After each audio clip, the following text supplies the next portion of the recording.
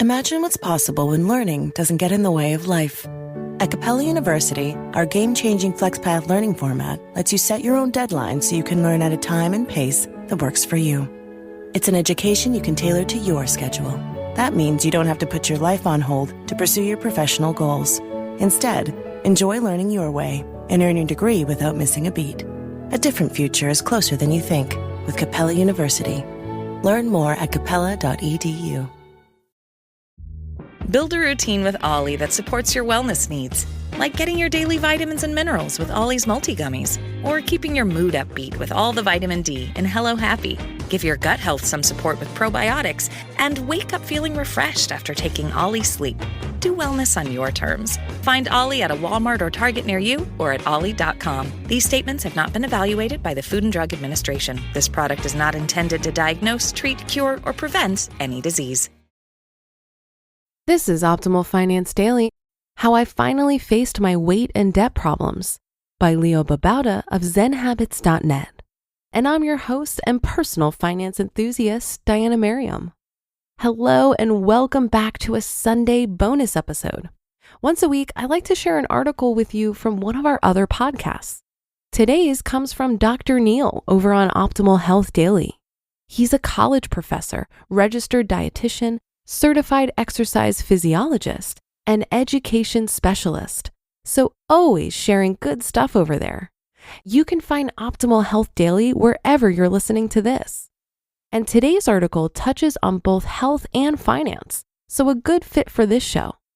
With that, let's hear this article along with Dr. Neil's commentary as we optimize your life. How I Finally Faced My Weight and Debt Problems by Babauta of ZenHabits.net. There was a time when I was overweight, but didn't want to admit it to myself. I didn't feel in control of my health because I couldn't quit smoking or eat healthier for longer than a few days, nor exercise regularly. Thinking about my weight made me feel horrible, so I didn't even want to think about it. Of course, not thinking about it meant I never did anything about it. Not facing my problems made it worse, which just made me feel worse. It was a downward spiral and really hard to stop. I had the same downward spiral when I was in debt, and it was around the same time in my life, about 8 years ago. I couldn't pay all my bills, so I'd stuff them in a drawer so I didn't have to see them. I had creditors calling me, but I didn't answer their calls. I knew their numbers on their caller ID. I didn't know how much debt I was in because I never wanted to open the envelopes, much less add it all up on paper. I'd borrow money to pay bills, then end up owing more. And I'd skip paying lots of bills and accrue interest. It wasn't a smart way to manage my finances, but I couldn't stand the thought of facing all of it. I felt bad even thinking about my finances, so I'd avoid them and think about other things. Of course, this led to me seeking distraction in food and entertainment and shopping, which led to more debt. Not facing my debt made it worse. How did I overcome all of this? I'll share it here in hopes that it will help others facing the same problem or not facing it. It's also important to note that if you know someone in bad health or in bad financial shape, they're probably also in denial. They don't want to even talk about it. So how do you help them? I'll share that in a bit as well. How I finally faced things. So how do you face a problem so you can work on it when you don't want to face it? There has to be a point when you say, this isn't good. I need to do something about it. In truth, there usually isn't just one point. There are many. It's a building problem where you get many data points over time. You see yourself in a picture and don't like how heavy you look, or you get a comment from someone that's less than flattering, or your pants don't fit anymore, or you breathe heavily when you try to run for a couple of minutes. But then there has to be a point where you decide that enough is enough. You start to feel some resolve. You decide you can do something, that it's not insurmountable. How exactly I got to that point, I can't fully remember, but I do know that there were several things that helped me. 1. Inspiration. Seeing other people with similar situations who overcame the problem in blogs or podcasts and magazines mainly. 2. Doability. I didn't think I could lose all the weight or overcome my huge mountain of debt in a day or a week, but having a small step I could actually do was mentally empowering. If I could do something in a day or two, that was doable. I felt like I could take control again. 3. Motivation. When I saw that my health problems were going to be an example for my kids, I knew I had to make a change. When I saw that my financial problems were hurting my family, I knew I had to make a change. In both cases, my motivation for change was bigger than myself. I was doing it to help people I cared about. And 4, commitment. When I was inspired by others to make a change, I took an easy step that's actually a very big step. I made a commitment. Making a commitment is actually very easy. You can tell a friend, a child, a spouse, or the world via social media or email that you're going to make a change. Commit not just to losing weight or getting out of debt, but to something specific, like run 3 times a week and cut out sweets. That would be better. Another example would be make a list of all my debts, then make a payment to the first one. Those are first steps. You can always add more veggies or make a meal plan after you get started. But making a commitment is an easy, if a bit scary, first step that will lock you into further steps. I have to admit that it wasn't as simple as making a decision to change and then continually making progress with no discouragements. Not at all. I would try to make a change, slip up, feel badly, then start again, and make adjustments each time, learning about myself in the process, and over time, getting good at the skill of change. But the first step, facing the problem, was made possible by inspiration, doability, motivation, and finally, commitment. How to get others to face their problems. I firmly believe that you can't force anyone to change. You can only inspire them to change if you're lucky. That's not an easy task. If you have a friend or family member who is struggling with health issues or financial problems or something similar where they don't want to face the problem, it's tough. They probably don't want to hear it from you. However, that's not to say you should throw your hands up and forget about it. You can still help. Just don't try to force it. Here's what I would suggest. 1. Never attack. Empathize.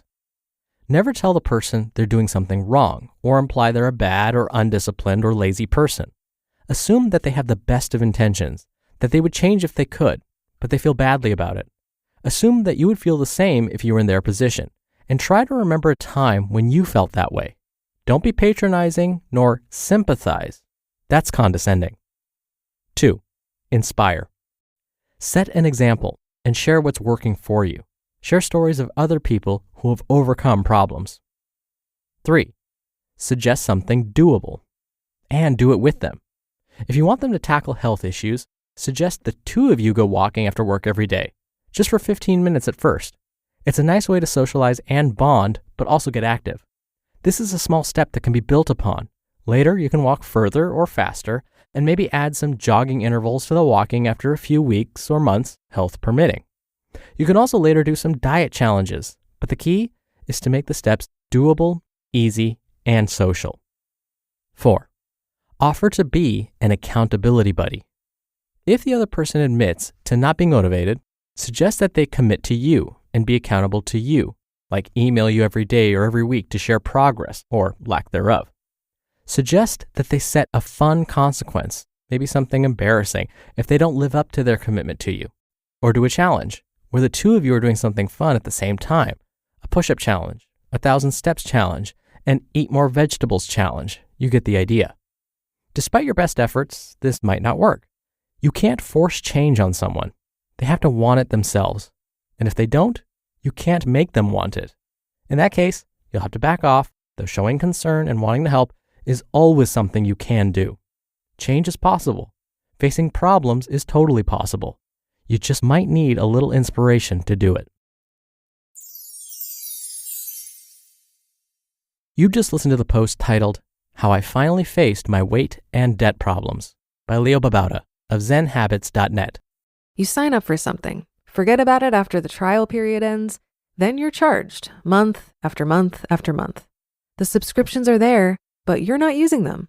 In fact, I learned that 85% of people have at least one paid subscription going unused each month. Thanks to Rocket Money, you can see all your subscriptions in one place and cancel the ones you're not using anymore, saving more money. Rocket Money is a personal finance app that helps find and cancel your unwanted subscriptions, monitors your spending, and helps lower your bills so you can grow your savings. See all of your subscriptions in one place and know exactly where your money's going.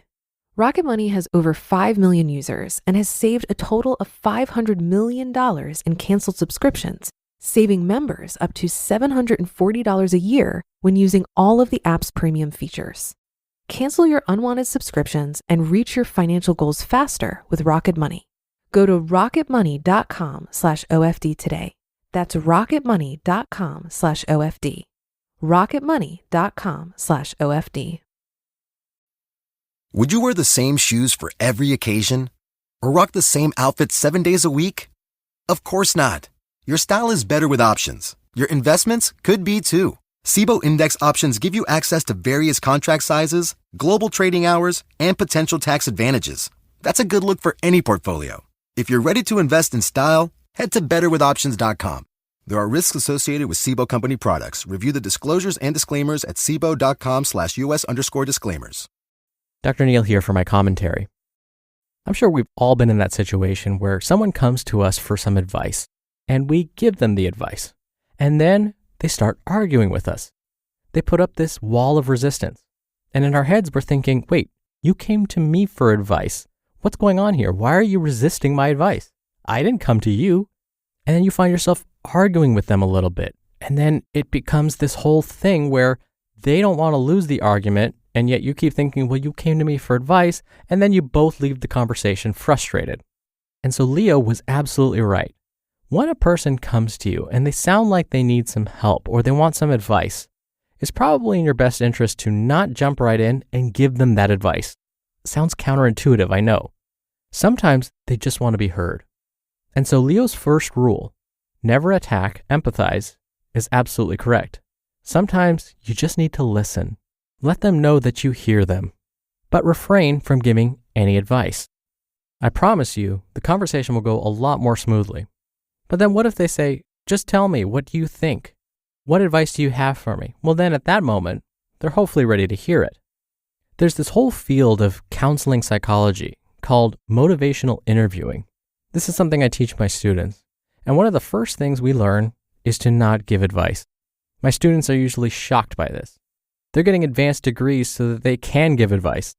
But really the first thing people need to do is listen.